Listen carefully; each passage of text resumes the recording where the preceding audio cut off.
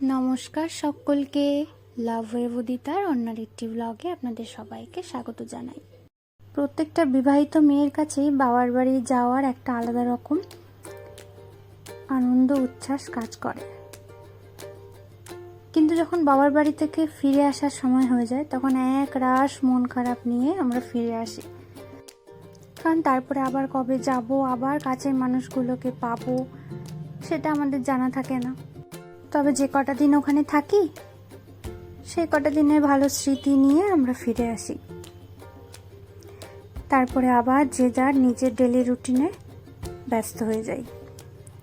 সেই রকমই একটা দিনে সেখানে আমার পিসির মেয়ের আসার কথা ছিল। আমি কিছুদিন আগে রাখির ব্লগে আপনাদেরকে দেখিয়েছিলাম যে ও আমার থেকে একদিনের বড়, আমার দিদি।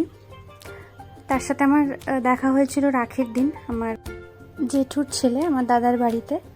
তো আজকে ওর আমাদের বাড়ি আসার কথা। আমি কলকাতা গেলে ও প্রায়শই চেষ্টা করে আমার সাথে দেখা করার, যদি ওর ডিউটি অফ থাকে বা ও ছুটি করতে পারে, কারণ ও তো একজন নার্স। তাই সেখান থেকে ছুটি ম্যানেজ করে ওর বেরোনোটা একটু চাপ হয়ে যায়। যাই হোক, তারপরে ও বাড়িতে আসে, ওকে একটা ওয়েলকাম ড্রিঙ্কস দিয়ে আমি ওয়েলকাম করি। তো সেটাই ও বলছিল যে খুব ভালো হয়েছে, আমি জিজ্ঞেস করছিলাম। তারপরে এখানে এসেই আমাকেও হেল্প করতে শুরু করে দেয়। ও এসেই বলে, তুই এত কিছু একা করছিস, দিয়ে আমি এটা করি ওটা করি সেটা করি, এরকম করতে থাকে। যেটা হয় আর কি, বোনের প্রতি টান মায়া থেকে যে জিনিসটা কাজ করে সেই রকমভাবে চেষ্টা করছে যতটা আমাকে হেল্প করা। আসলে আমাদের ছোটোবেলাটা এইভাবে কেটেছে, আমরা একদিনও দুজনকে না দেখলে আমাদের ভালো লাগতো না, আমাদের দিন কাটতো না। আমরা দুজনেই কান্না করতাম। তারপরে বাধ্য হতো পিসি ওকে নিয়ে আসতে আমার বাড়িতে। এক কথায় বলতে গেলে আমরা চাইল্ডহুড বেস্ট ফ্রেন্ড। তারপর দুপুরে লাঞ্চ সেরে একটু রেস্ট নিয়ে দুজনে রেডি হয়ে বেরিয়ে পড়েছিলাম। ও এসেছে আর আমরা দুজনে একসাথে ফুচকা আইসক্রিম খাবো না, এটা হতেই পারে না।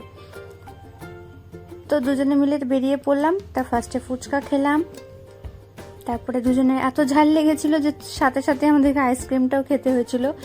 দোকানদার এখানে একটা মিস্টেক করে, ব্ল্যাক কারেন্ট আমরা দিতে বলি আর আমাদেরকে ব্লুবেরি সামথিং কিছু একটা দিয়ে দেয়, যার জন্য আমাদের দুজনের মুডটা অফ হয়ে যায়। আইসক্রিমটা খেয়ে আমাদের মন ভরেনি, যার ফলে পরে আবার একটা আইসক্রিম বার নেওয়া হয়েছিল, সেটাও আমি শেয়ার করেছি আপনাদের সঙ্গে।